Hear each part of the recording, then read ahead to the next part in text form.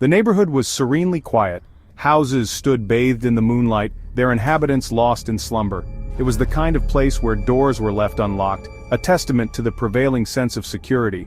In one such house lived a young man, content in his solitude, finding comfort in the quiet routine of his life. He had always been drawn to the peace of his surroundings, the gentle hum of crickets, his nightly lullaby. One particularly still night, the silence was broken. A series of soft, measured thuds reached his ears. Someone was walking in his backyard. He dismissed it at first, attributing the sound to his imagination. The rhythm continued, however, growing more distinct, more insistent. Unease crept in, a prickling sensation at the back of his neck. He strained to listen, his senses on high alert. The footsteps seemed to be approaching his window. Fear, cold and sharp, pierced through the facade of his composure. He found himself drawn to the window, compelled by an unwelcome curiosity. His hand trembled as he reached for the curtain, his heart pounding a frantic rhythm against his ribs. Peeking through a gap in the blinds, he tried to make sense of the darkness outside. His breath hitched in his throat. Standing mere feet away was a man, his gaunt figure barely illuminated by the moonlight. He was unnaturally thin, his clothes ragged and dirty. His face was pale, almost skeletal, a stark contrast to the unsettling grin stretched across it.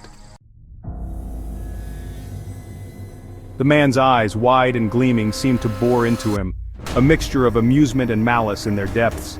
He felt paralyzed, frozen in place by a fear so profound it stole his breath away. His mind raced, torn between the urge to flee and the strange inability to tear his gaze from the stranger. Should he call the police? Before he could make a decision, the man took a step closer. His smile widened, becoming grotesque, a parody of genuine mirth. Then, slowly, deliberately, he raised his hand and knocked on the window. The sound was sharp, shattering the silence like a gunshot.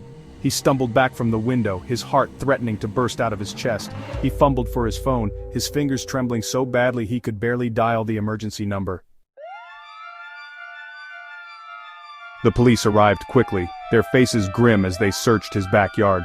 They found nothing. No footprints, no signs of forced entry, no trace of the smiling man. He tried to explain what he had seen, his voice shaking, his words tumbling over each other in his haste. They listened patiently, but he could see the skepticism in their eyes. They left, offering empty reassurances. He hasn't slept peacefully since. Every creak of the floorboards, every rustle of leaves outside his window, sends him spiraling back to that night. The smiling man, though unseen, has cast a long shadow over his life. He is a prisoner in his own home, his sanctuary now a cage of fear. Every night, he meticulously checks the locks, his heart pounding with the chilling certainty that one day, the smiling man will return.